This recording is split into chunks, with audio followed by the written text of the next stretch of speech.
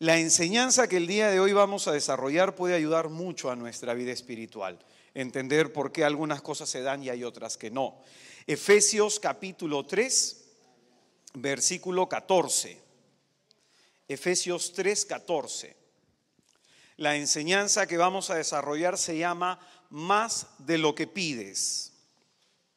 Y dice las Escrituras: por eso doblo mis rodillas ante el Padre, de quien toma nombre toda familia en el cielo y en la tierra, para que os conceda, por la riqueza de su gloria, fortaleceros interiormente mediante la acción de su Espíritu. Que Cristo habite por la fe en vuestros corazones, para que, arraigados y cimentados en el amor, podáis comprender con todos los santos la anchura y la longitud, la altura y la profundidad, y conocer el amor de Cristo, que excede a todo conocimiento, y os llenéis de toda plenitud de Dios. A aquel que tiene poder para realizar todas las cosas incomparablemente mejor de lo que podemos pedir o pensar, conforme al poder que actúa en nosotros, a Él la gloria en la Iglesia y en Cristo Jesús por todas las generaciones y todos los tiempos. Amén. Es palabra de Dios. Más de una vez a mí me ha tocado escuchar en ambientes católicos que se enseña que debemos pedir con Dios o que debemos pedir a Dios con fe y Él nos dará aquello que pedimos. ¿Han escuchado ustedes alguna vez eso? Sí. Muchas veces se repite esta idea, que si Dios no te da es porque tú no tienes fe para pedir. ¿Alguna vez han escuchado eso? Que tienes que pedir con mucha fe para que Dios te dé. Eso no es católico. Eso no es católico. Esta idea tiene un trasfondo, es decir, la teología de la prosperidad, que proviene del mundo protestante, del protestantismo, y que ha tenido acogida en la Iglesia Católica. Pero de pronto esto tiene un error fundamental, y eso es lo que queremos entender el día de hoy para que sepamos cómo acercarnos a Dios. Fíjate lo siguiente: ¿acaso Dios no es libre para decidir responder a nuestras oraciones o no? ¿Es libre o no? Él puede contestar a favor, como nosotros lo esperamos, o quizás no. ¿Es libre o no? Fíjate, ¿acaso Dios, quien a ti y a mí nos da la fe, porque la fe no es algo que yo logre por mis propios actos, la fe es un don de Dios, es sobrenatural. La fe, la esperanza y la caridad como virtudes teologales significa que nos viene de lo alto. Entonces, si Él nos da la fe, ¿Él se va a ver obligado a actuar cada vez que nosotros oremos en fe? Si Él nos la da. Es decir, piensa en eso. ¿Acaso Dios, quien te da a ti y a mí la fe para pedir, se ve obligado a actuar cuando tú y yo queremos? ¿Solo porque hemos hecho una oración de fe? ¿En dónde quedaría entonces la omnipotencia de Dios, hermanos? Entonces, ¿cómo hablar de un Dios omnipotente, de un Dios poderoso, si se va a ver siempre limitado por mi oración? Si de pronto cada vez que yo ore voy a encasillarlo en mi petición. Según esta teoría de que si pides con fe Dios te da y siempre te va a dar si es que pides con fe, según esta teoría, entonces Dios se volvería, utilizando las palabras del centurión, en un siervo y no en Dios. Porque el centurión, que dijo de su siervo: a mi siervo le digo ven y viene, que traiga y lo trae, le pido y hace. Entonces Dios se volvería una especie de siervo y no un Dios, ¿cierto? Eso es lo que hay detrás de ese fondo. Eso es lo que hay detrás. La teología de la prosperidad de pronto tiene esto de fondo, y esta idea del mundo protestante ha entrado en algunos ambientes católicos.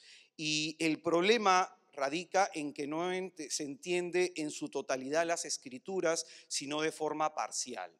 Es decir, nos quedamos con un solo texto bíblico y no analizamos toda la escritura al respecto, qué es lo que se nos dice. Y de pronto a mí me ha pasado por experiencia, cuando me ha tocado orar por algunas personas, que hay algunos que se sanan y otros que no. Y en mi vida personal he orado por algunas situaciones que se han dado y otras que no. Y perdóname, no lo digo con soberbia. Hay humildad en esto, porque obviamente la fe viene de Dios. Yo no me considero una persona que no tiene fe. Yo no me considero una persona que no tiene fe. Entonces, ¿por qué se da esta situación? ¿Por qué en lo cotidiano tú y yo experimentamos que a veces Dios responde y otras no? Que a veces Dios dice sí a lo que pedimos y otras dice no. ¿Por qué? ¿Por qué experimentamos entonces eso? ¿Por qué tenemos poca fe? Si tuviéramos poca fe, ¿qué hacemos sentados acá? Si tuviéramos poca fe, ¿por qué esperaríamos algo de Él? Si es que tuviéramos poca fe. Es cierto, hermanos, que el Señor nos pide, nos invita a que pidamos con confianza a Él todo aquello que necesitamos. Mateo capítulo 7, versículo 7. Habla sobre la eficacia de la oración, que dice: pedid y se os dará, buscad y hallaréis, llamad y se os abrirá, porque todo el que pide recibe, y el que busca halla, y al que llama se le abrirá. ¿O hay acaso alguno entre vosotros que al hijo que le pide pan le dé una piedra? Si le pide un pez, le dé una culebra. Si pues vosotros, siendo malos, sabéis dar cosas buenas a vuestros hijos, cuánto más vuestro Padre, que está en los cielos, dará cosas buenas a todos los que se lo pidan. Es cierto que acá el Señor nos dice que pidamos y se nos dará, ¿cierto? Es cierto. Pero ¿acaso está diciendo que se te va a dar lo que tú pides? Se te va a dar. No necesariamente lo que tú pides, pero algo te va a dar. ¿Y qué dice acá? Cosas buenas. Es decir, lo que a nuestra vida le hará bien. Esa es esa cosa buena que Dios le va a dar a nuestra vida. Pero no necesariamente lo que tú y yo pedimos es la cosa buena que necesitamos. ¿Claros hasta acá? Entonces, vamos más allá todavía. Del capítulo 14 del Evangelio de Juan hasta el capítulo 16 del mismo Evangelio, se repite 7 veces: pidan y se les dará. Vamos, por ejemplo, a Juan capítulo 14, en el versículo 13. Escucha bien lo que dice: y todo lo que pidáis en mi nombre, yo lo haré, para que el Padre sea glorificado en el Hijo. 1. Si me pedís algo en mi nombre, yo lo haré. ¿Cuántas van? Seguimos avanzando. Estoy en el, he mencionado 14:13, 14:14. Vamos al 15:7. Si permanecéis en mí y mis palabras permanecen en vosotros, pedid lo que queráis y lo conseguiréis. ¿Cuántas van? 3. Vamos al versículo 16 del capítulo 15. No me habéis elegido vosotros a mí, sino que yo os elegí a vosotros y os he destinado para que vayáis y deis fruto y que vuestro fruto permanezca. De modo que todo lo que pidáis al Padre en mi nombre os conceda. ¿Cuántos van? Capítulo 16, versículo 23. Aquel día no me preguntaréis nada. En verdad os digo, lo que pidáis al Padre os lo dará en mi nombre. ¿Cuántas van? Versículo 24 del capítulo 16. Hasta ahora nada le habéis pedido en mi nombre. Pedid y recibiréis, para que vuestro gozo sea colmado. ¿Cuántas van? Versículo 26 del capítulo 16.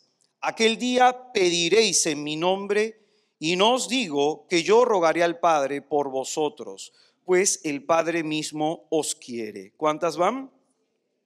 Es decir, en esto que estamos viendo, que el Señor nos invita a que tengamos confianza en Dios.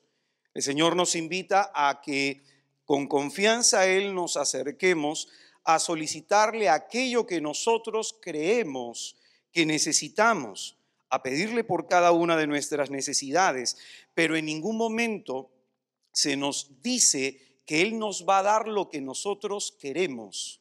Desde Mateo, que también lo retoma Lucas, se nos dice que Él nos va a dar cosas buenas. Y desde Lucas se nos dice que lo bueno que Dios nos quiere dar es el Espíritu Santo.